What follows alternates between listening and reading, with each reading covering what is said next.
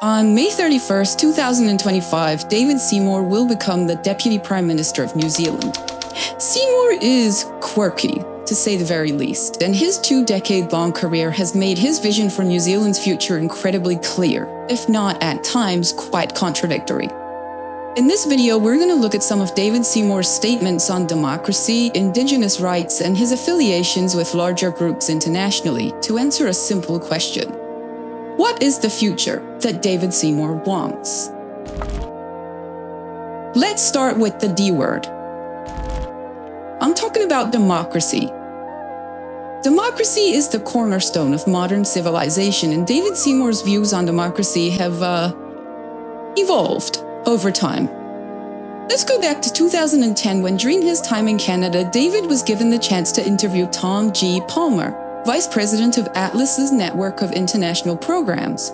Here, David asked, is it that we're actually have a case for rejecting democracy here, or is it that we need to rethink the rules of democracy? Now, David's questions are fair in a vacuum. Maybe we don't need a referendum or democracy for everything. Maybe in some cases, science and evidence should be enough. And maybe, in some cases, voters just don't have enough information to contribute meaningfully towards the voting process. New Zealand is actually ignorant about how the treaty works and how it should work. David said as much in his 2011 book, Birth of a Boom, Saskatchewan's Dawning Golden Age, where here he suggested that one person, one vote may not be ideal, and implied that it disincentivizes voters from educating themselves on policy matters. Throughout the year of 2022, the Labour government spearheaded the Three Waters campaign in response to the 2016 Campylobacter outbreak in the Hawke's Bay. It was the worst outbreak of waterborne disease in New Zealand's history, and now a new report has put a price on Havelock North's water contamination crisis. Three Waters would have bought water infrastructure under the control of the central government, taking it out of the hands of local councils. One major aspect of the Three Waters program was the concept of co-governments, the idea that tangata whenua and council members would have an equal say in the management of the nation's water infrastructure. Three Waters triggered a wave of reactionary responses from both the then opposition government and influential advocacy groups like Groundswell, who all decried co-governance as being anti-democratic. These sentiments were repeated by Seymour himself when, in 2022, Seymour wrote on Facebook and accused the Labour Party of changing democracy and changing the one-person, one-vote system he'd been critical of 11 years prior. I think that this is important to talk about because in 2025, Seymour is pushing for a dialogue on Te Tiriti o Waitami, a dialogue that, there's no secret, he hopes goes to a referendum. Seymour loves rethinking democracy when it comes to pushing a big business agenda, or his own libertarian pet projects. But the moment that it comes to rethinking democracy for the purposes of honoring Te Tiriti o Waitami or giving Māori a genuine voice when it comes to the management of their land, suddenly democracy is a sacred construct that ought not to be toyed with. What does the future of democracy look like under David Seymour? It looks incredibly flexible for fossil fuels, the mining industry, and big tobacco, but incredibly rigid for those trying to take care of the land.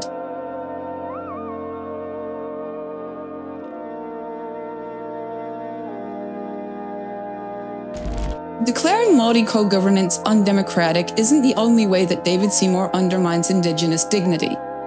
Seymour has repeatedly challenged the Treaty of Waitami. In 2011, he referred to the treaty as a great libertarian document, but criticized the efforts to recognize it as a partnership between Māori and the Crown. Our Treaty of Waitangi, which is a great libertarian document that says everyone is equal before the law, is being renegotiated by Mr. Farrell's party into a partnership between two collectives along collectivist lines. Ascribing words like collectivist and libertarian to the Treaty of Waitangi aims only to politicize it and distorts the meaning of the document itself. More recently, the Treaty Principles Bill, almost solely authored by David Seymour, has received intense backlash, with critics of the bill making it clear that it completely ignores Māori voices. Not just content with undermining Indigenous dignity at home, Seymour's view on Indigenous people was equally vicious during his time in Canada, too. In a 2013 article, Something for Everyone, David Seymour praised speechwriter Paul Bunner, who outright denied the genocide of Canada's Indigenous people in residential schools. Bunner has also dismissed the trauma of residential schools as a bogus genocide story, and argued that settlements with survivors created perverse financial incentives and claimed that intergenerational trauma defies human experience. Canada's last residential school closed little more than 2 decades ago, a fresh wound yet to heal, torn open again by the words of a speechwriter and those that stand with him. Denying the harm that the impact of colonialism has had on Indigenous communities gives Seymour an element of deniability. This deniability in turn allows Seymour to criminalize the consequences of colonization. But to what end? Do the ACT Party have any links or connections to the Atlas Group? No. To answer why, we first need to talk about the Atlas Network. This is how the Atlas Network operates. A tobacco company donates a huge sum of money to Atlas. Atlas takes that money and distributes it to their affiliates. These affiliates are often much more hyper-local think tanks. Think along the lines of the Taxpayers Union or the New Zealand Initiative. These local think tanks are occasionally, but not always, staffed by people who either are or are related to members of Parliament. With the money from Atlas, these hyper-local think tanks will write industry-friendly articles, make TV appearances as economists, and utilize social media to flood discourse with industry-friendly messaging. After a while, it works, and your pro-tobacco industry message has flooded the nation, and pro-tobacco politicians are elected to Parliament, where they're now free to pass Atlas-friendly bills.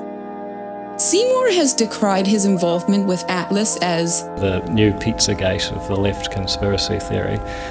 But it's thoroughly well documented, as is the involvement of a number of politicians also heavily enmeshed in the New Zealand right wing.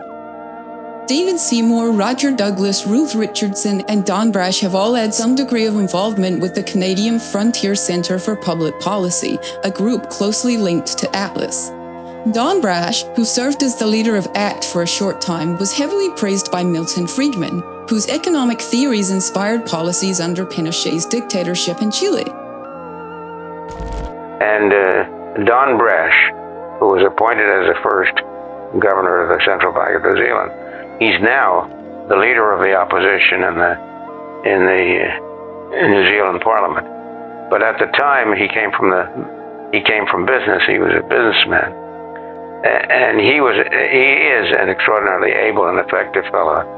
And he took this job on at the time when New Zealand had a very high inflation rate, and he succeeded in living up to his contract. I'm not saying that Seymour is guilty by association, but what I am saying is that if I woke up and I heard that an economic advisor to one of the most brutal dictators of the 20th century was praising one of my cohorts, I don't necessarily think that that would leave me feeling great about my positions in life. You're answering there is no connection? I've told you there's no connection. Despite outright denying connections to the Atlas Network, Seymour himself appeared at a Liberty Forum event hosted by Atlas in 2020, where there he acknowledged long-standing ties with Atlas members. And Carlos, I know you had a question about New Zealand, and our dear friend David Seymour is woken up in the middle of the night to be part of this. So we're really grateful for that, David. He's a veteran of many Atlas programs from his think tanker days. In recent years, he's been a member of Parliament in New Zealand and leads that country's ACT New Zealand party. Well, first of all, thank you for having me. It's lovely to see you, Brad. You know, my image of people is how they looked when I first met them. And you haven't changed in 12, 15 years, completely. Also, the current chairwoman for the Atlas Network is the daughter of two of the ACT Party's largest donors, but that's just the new Pizzagate of the left conspiracy theory. Atlas uses its affiliates to boost multiple industries, all ostensibly under the banner of individual freedom. To achieve this, they weaponize AstroTurf campaigns, engage in disinformation, and use industry-friendly politicians to enact, promote, and pass anti-protest laws to incarcerate their detractors. Ultimately, the goal is to paint pro-environment, pro-social, and pro-Indigenous protesters as extreme. In 2019, the Australian Taxpayers Alliance, an Atlas affiliate, sent an intern onto Sky News to criticize school climate protests. Obviously, this is a sentiment echoed by David Seymour. Jeremy Walker, who is a researcher and senior lecturer at the University of Technology in Sydney, Australia, explains how this narrative building translates into real-world consequences. He says, they'll throw something out into the public sphere which will get a little bit of press, and then before you know it, a new law has been written, possibly by one of them. And now you have the criminalization of what was previously seen as legitimate civil protest. This shift has been particularly apparent in Germany, where the climate activist group The Last Generation faced an unprecedented backlash. Their non-violent tactics of blocking roads and advocating for modest goals like speed limits on the Autobahn sparked public and political outrage. Politicians like Frank Schaffler, a Bundestag member and founder of the Prometheus Institute, led the charge. The end result was police raids on protesters' homes, seizure of their devices, and freezing of their bank accounts. The heavy response to The Last Generation contrasted with the treatment of former protests in Germany, which involved similar road blockades but faced no comparable vilification by the media. In the UK, a think tank called Policy Exchange played a pivotal role in drafting legislation now known as the UK Policing Bill. So, if protests are considered to be causing serious annoyance or disruptive or causing a disturbance, it can be up to senior police officers to decide that that protest is then not allowed to continue to go ahead. Here's why it matters. Scenes on the weekend of women being manhandled by police officers while attending a vigil in memory of a young woman murdered allegedly by a police officer. This law imposes harsh penalty on protesters, limits where protests can occur, and expands police powers to stop and search activists. Which brings me to our very last point: privatization. Seymour and his ilk actively push for privatization, ostensibly under the guise of promoting free market choice. Specifically for this section, I want to talk about private prisons. Private prisons have been pretty common in New Zealand under the right-wing governments of the last 2 decades. These prisons, both internationally and domestically, run labor programs that gruesomely underpay their quote-unquote workers to do menial labor. These are almost always pushed as being rehabilitative, but let's be real, it's basically slavery with extra steps. What does the future of New Zealand look like if Seymour refuses to detangle himself from think tanks? It looks like social media being further inundated with misinformation denigrating Indigenous people for wanting a say in what happens to them and their land. You wouldn't want to take this hikoi as being representative of New Zealand. It looks like when those same Indigenous people protest to have their voices heard, they're imprisoned under anti-protest laws written by Atlas and its affiliates. It looks like those same prisoners being used as for-profit slaves in private prisons.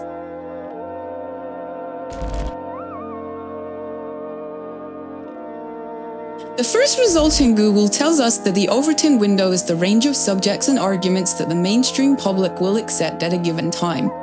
The term Overton window was coined in the early 90s by a think tank, and the irony of me using it here unironically is not lost on me in the slightest. The Overton window can be pushed, and extreme ideologies can be made acceptable. One way to make extreme ideas seem acceptable is to make the general population feel like those extreme ideas are already widely accepted. So, I want to talk about how David Seymour uses the think tank playbook to shift the Overton window to make more extreme positions acceptable in mainstream discourse. The most obvious way he does this is by blowfishing, puffing himself up to look larger than he is.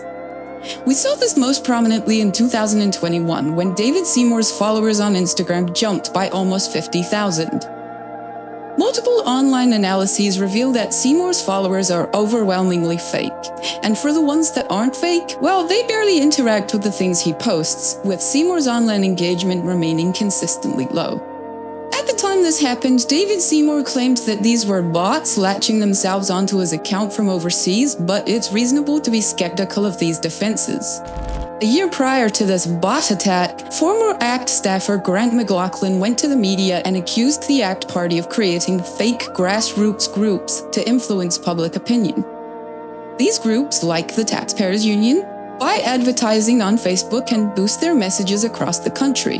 Advertising and buying followers is a money-heavy activity, which is okay for them because they're funded by think tanks, who are, in turn, funded by industry.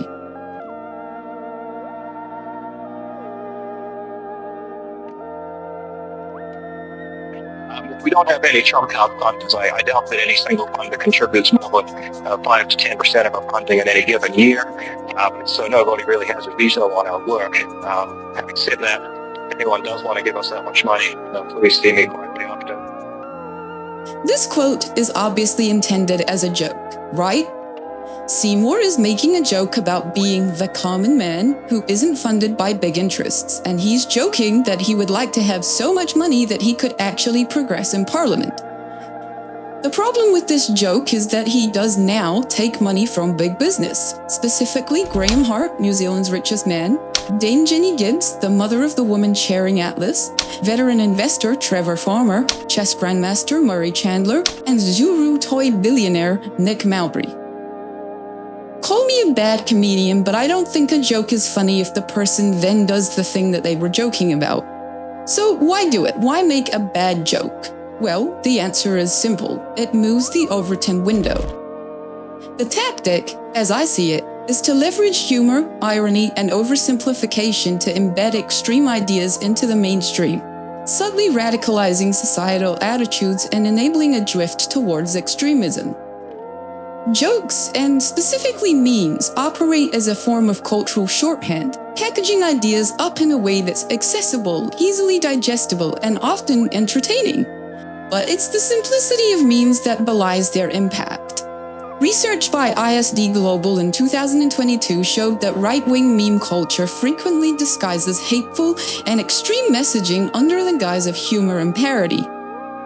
This approach normalizes what would otherwise be considered unacceptable ideas, creating a pathway for these ideologies to enter public discourse. Over time, the users exposed to memes espousing racism, misogyny, or anti-Semitism in ironic contexts may begin to internalize these views as legitimate. This phenomenon was evident in the radicalization of individuals like those documented in the red-pilling Discord logs collected after Charlottesville's Unite the Right rally, where one participant revealed that he became involved as a meme, and then all of a sudden it stopped being a meme. In this way, the use of memes doesn't just reflect societal values, but actively shapes them. Right-wing memes excel in this regard due to their ability to condense complex issues into emotionally charged and easily shareable formats. A 2018 MIT study found that false news spreads significantly faster on platforms like Twitter than true stories do. This particular phenomenon is driven not necessarily by bots, but by human psychology. People are more likely to share novel and surprising content even if it's fake. This mechanism enables memes to act kind of like Trojan horses for radical ideas, introducing them under the pretense of humor while just slightly altering societal norms. Jokes that are misogynistic or racist or sexist used to be very, very unacceptable and slowly leaked their way in from like 4chan to Reddit to Twitter to Instagram as more and more acceptability happened. If you could make a sexist joke, you get the defense of saying it's a joke while being able to test the social limit. This manipulation is evident in the political rhetoric of figures like Christopher Luxon and David Seymour. Luxon's push for a back-to-basics education agenda may seem innocent on the surface, but it relies on framing the modern curriculum as unnecessarily complex and, by extension, woke. Teaching the basics brilliantly, National's policy put into practice. Christopher Luxon may need to brush up on his own basics, though. Can. K-A-N. Very good. Can is spelt with a C. What's K-A-T? I'm just checking to make sure you look very smart. I'm just making sure. 1 from 3. Catastrophic. This oversimplification of a nuanced issue appeals to a public already inundated with the memes and slogans that frame complexity as elitist or unnecessary. By presenting himself as a champion of simplicity, Luxon effectively positions critical thinking and modern education as barriers rather than tools for progress. I think David Seymour exemplifies how libertarianism can enable extremism under the guise of free speech. Seymour's ideological framework promotes tolerance of intolerance, framing pushback against harmful rhetoric as an attack on fundamental freedoms. This attitude thrives in a meme-driven culture where challenging racist or misogynistic jokes is seen as killing the mood rather than confronting harmful ideas. This phenomenon is compounded by something I like to call apolitical liberalism, a cultural norm that values politeness or neutrality over accountability. Within this framework, the refusal to confront harmful ideas is framed as virtuous, with those who challenge racism or sexism often labeled as disruptive. This mindset creates a society that tolerates intolerance and allows extremist ideologies to flourish unopposed. Memes, with their ability to bypass critical scrutiny through humor, thrive in such an environment. They capitalize on the reluctance of apolitical individuals to engage with difficult issues and embed harmful ideas into mainstream discourse under the guise of jokes. The manipulation of language through memes and slogans is not trivial. In 2024, during an interview with Sean Plunkett provocatively called for a pogrom against fifth columnists in the public sector. I guess overall, what you're saying here is there needs to be, and I kind of use the word advisedly, there needs to be a pogrom.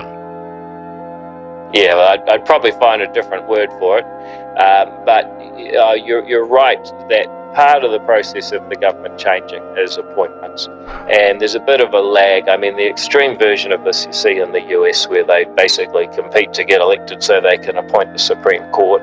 Seymour said he wouldn't use the term, but didn't reject the use of it in any stronger terms. A pogrom, for anyone uninitiated with old-timey Russian words, is a violent riot incited with the aim of massacring or expelling an ethnic or religious group, particularly Jewish people. None of this touches on the injection of bad faith argument into the equation. I hate to break it to David, but there is nothing remotely similar to the board of TVNZ and stacking the Supreme Court. One is the state broadcaster in a nation of 5 million people, the other is a court system whose influence and policy has ripple effects throughout the entire globe. Comparing TVNZ to the US Supreme Court is a false equivalence, and the only purpose of making such a comparison is to inflate the issue. This is why it's hard to take David Seymour at his word when he says he wants to have a conversation or debate on Te Tiritia Waitangi. David Seymour cannot or will not argue in good faith. False equivalencies are a bad faith argument. So, what does the future look like if we agree to adopt David Seymour's views on ethics and credibility? It looks like not knowing how much an issue really matters because we've got our media flooded with act-adjacent advertising.